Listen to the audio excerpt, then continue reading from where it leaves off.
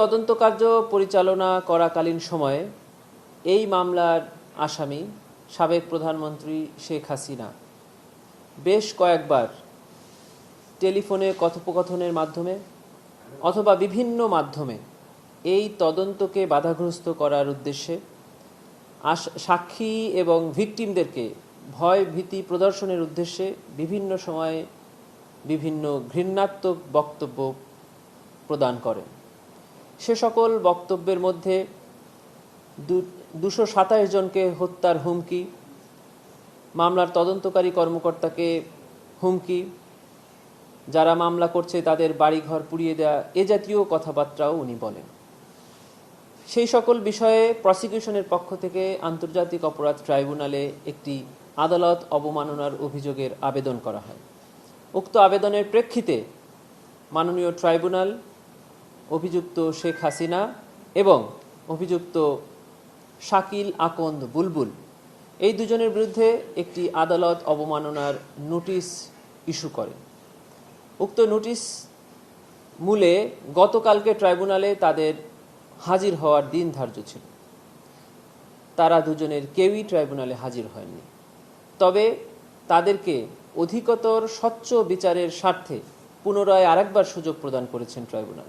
সে অনুযায়ী গতকালকে আন্তর্জাতিক অপরাধ ট্রাইব্যুনালের পক্ষ থেকে আরও 7 দিনের সুযোগ দিয়ে বাংলাদেশে বহুল প্রচলিত 2টি জাতীয় পত্রিকায় বিজ্ঞপ্তি প্রদান করার জন্য আদেশ প্রদান করা হয়।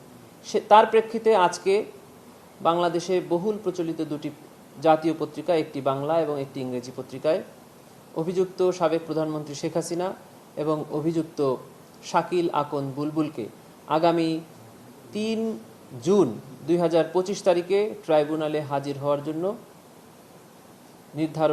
তারিখ নির্ধারণ করে বিজ্ঞপ্তি জারি করা হয়েছে। আমরা প্রসিকিউশনের পক্ষ থেকে আপনাদেরকে জানাতে চাই, আন্তর্জাতিক অপরাধ ট্রাইব্যুনালের আইনের 11(4) ধারা মোতাবেক যদি কোনো ব্যক্তি ট্রাইব্যুনালের কোনো প্রসেসকে বাধাগ্রস্ত করে, কোনো সাক্ষী বা এই মামলার কোনো ভিকটিমকে ভীতি প্রদান করে, বা ট্রাইব্যুনালের কোনো পক্ষকে কোনো ভয়ভীতি প্রদান করে, বা ট্রাইব্যুনালের কোনো আদেশ অমান্য করে, তাহলে ট্রাইব্যুনালের আইনের 11(4) ধারা মোতাবেক সেই সকল ব্যক্তিকে 1 বছরের সাজা এবং 5 বছরের অর্থদণ্ড প্রদান করার বিধান এই আইনে রয়েছে। আগামী 3 জুন এই মামলার পরবর্তী তারিখ নির্ধারিত আছে। ওই দিন আপনারা জানতে পারবেন যে ট্রাইব্যুনাল এই বিষয়ে কি আদেশ প্রদান করে।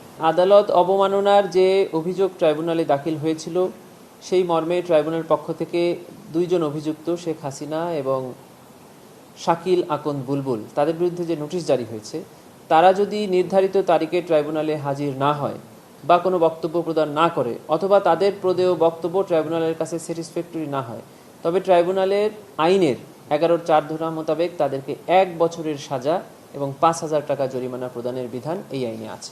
গতকালকে চাংখারপুলের ঘটনায় ফরমাল চার্জ দাখিল করা হয়েছে এবং আমরা আশা করছি যে মানবতাবিরোধী অপরাধের অভিযোগে শেখ হাসিনা সহ সাবেক স্বরাষ্ট্রমন্ত্রী আসাদুজ্জামান খান কামাল এবং সাবেক আইজিপি চৌধুরী আবদুল্লাহ আল মামুনের বিরুদ্ধে ঈদের আগেই আমরা ফরমাল চার্জ দাখিল করার জন্য সর্বোচ্চ চেষ্টা করছি এবং আশা করছি আমরা সেটাও সক্ষম হব।